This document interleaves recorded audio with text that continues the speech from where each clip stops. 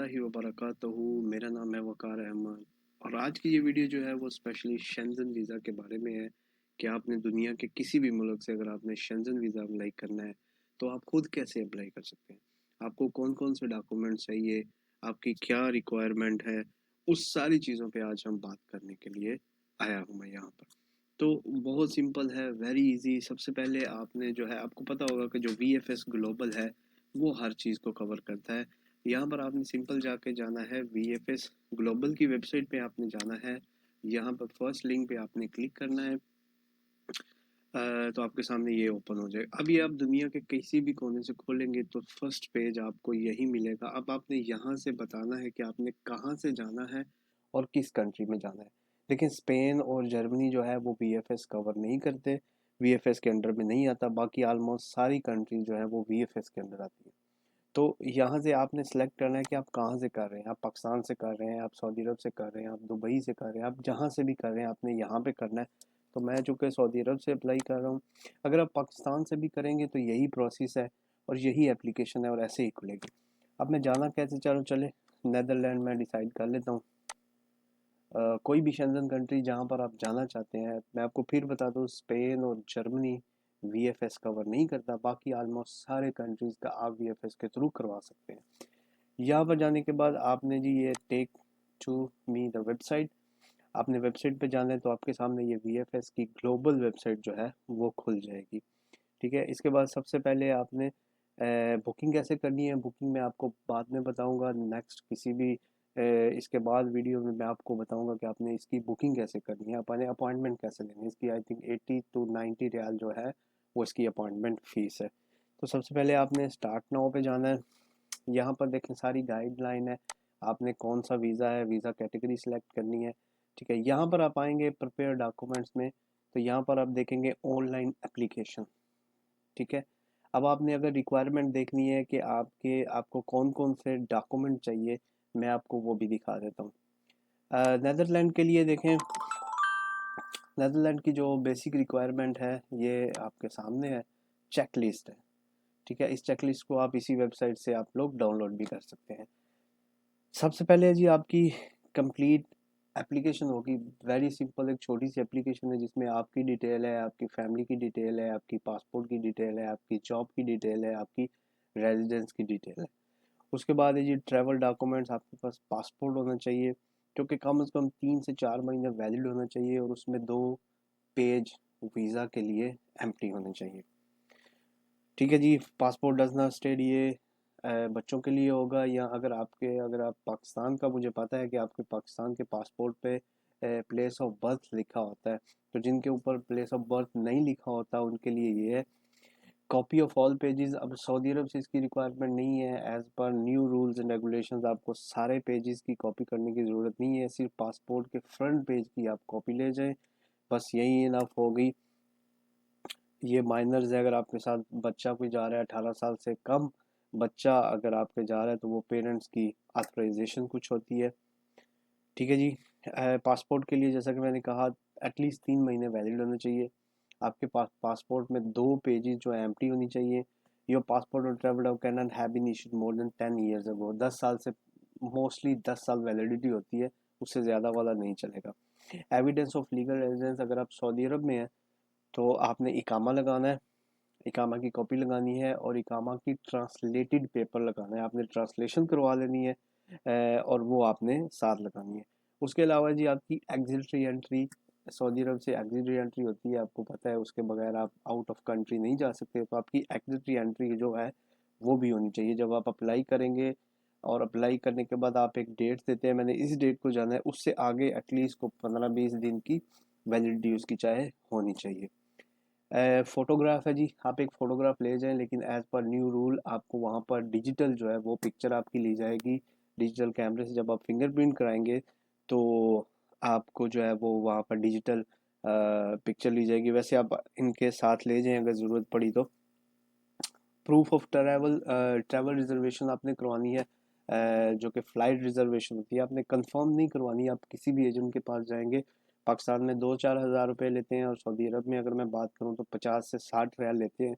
वो एक जो है ट्रैवल रिजर्वेशन आपके लिए कर देंगे। उसके बाद ये बैंक स्टेटमेंट कम से कम 4 महीने से 6 महीने तक की आपके पास बैंक स्टेटमेंट आपने बैंक से जाके लेनी है। बैंक की उस पर स्टैंप होनी चाहिए और एक प्रॉपर बैंक स्टेटमेंट होनी चाहिए। जिस तरह मेरी एक वीडियो है ऑलरेडी बैंक स्टेटमेंट पे, तो उसको एक प्रॉपर एक बैंक स्टेटमेंट के तौर पर उसको करना चाहिए आपको।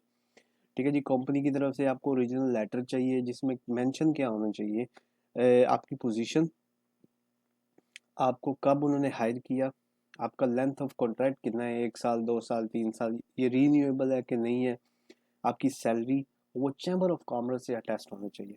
देखिए अब चैम्बर ऑफ कॉमर्स जो है वो ऑनलाइन होता है, आप अपनी कंपनी के जीआरओ से कह सकते हैं, आप अपने सऊदी को कह सकते हैं, एक लेटर बना के उसको आपने चैम्बर ऑफ कॉमर्स से अटैच करवाना है, वो कंपनी का लेटर होता है।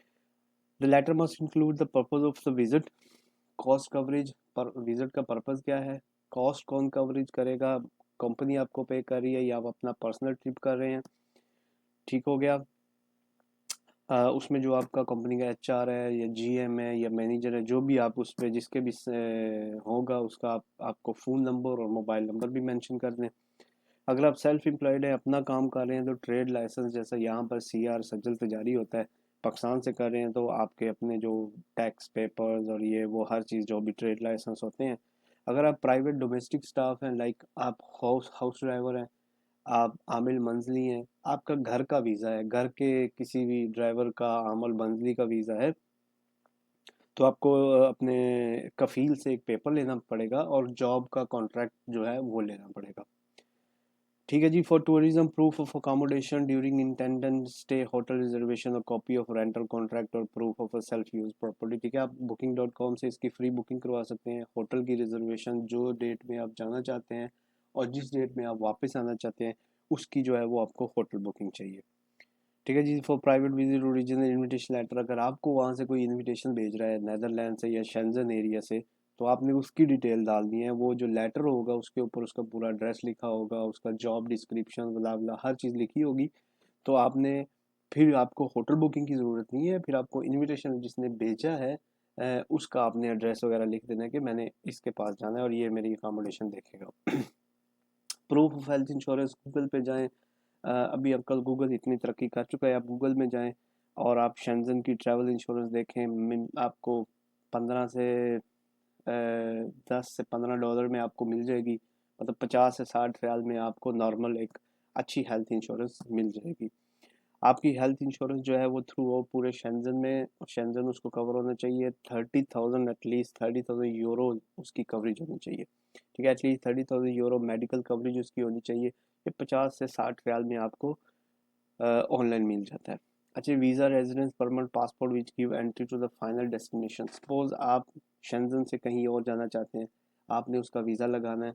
अगर आप वापस सऊदी अरब आना चाहते हैं, पाकिस्तान आना चाहते हैं, तो आपने सऊदी अरब का जो इकामा है ना, वो साथ में अटैच करना है। तो ये प्रूफ होता है कि आप, मतलब आपका स्टे ख़त्म होने के बाद आप नेक्स्ट किस कंट्री में जाना चाहते हैं। आपके पास उनको कन्विंस करना है कि जी हम मैं यहाँ से निकल जाऊँगा।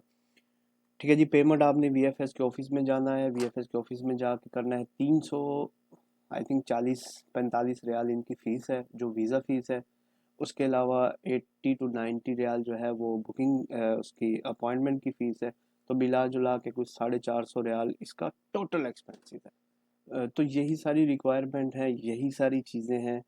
अगर आप किसी एजेंट के थ्रू जाएंगे तो वो आपसे अपनी फाइलिंग करने के एक्स्ट्रा पैसे लेगा, उसमें होटल बुकिंग वो करवा के देगा, ट्रैवल रिजर्वेशन वो करा के देगा, आपकी इंश्योरेंस वो करा के देगा और अपनी वो 400 से 500 रियाल या इससे ज़्यादा वो अपनी फ़ीस रखेगा। तो ये आप पे डिपेंड करता है कि आपने खुद कर, अगर आपके पास ये सारे डॉक्यूमेंट्स हैं तो मैं मशवरा दूंगा आप खुद करें। अगर आप कंसल्टेंट के थ्रू जाना चाहते हैं बिल्कुल जाएं, मुझे कोई एतराज़ नहीं है। अगर आपके पास एक्स्ट्रा पैसे हैं तो आप उसको दे सकते हैं और आप अपना वीज़ा अप्लाई कर सकते हैं। तो ये सारी जो है ये रिक्वायरमेंट है शेंजन वीज़ा की और ये इसकी नेदरलैंड की। तो हर जितने भी शेंजन स्टेट हैं उनकी अपनी अपनी एक रिक्वायरमेंट है। ऑलमोस्ट यही रिक्वायरमेंट होती है, बस 2-4 डॉक्यूमेंट्स जो हैं वो कम ज़्यादा हो सकते हैं। तो ये जो उनका है ये सारी डॉक्यूमेंटेशन है। नेक्स्ट वीडियो में मैं इंशाल्लाह आपको बताऊंगा कि आपने इस वीज़े को अप्लाई कैसे करना है। ये सारे डॉक्यूमेंट्स आपने कलेक्ट कर लिए।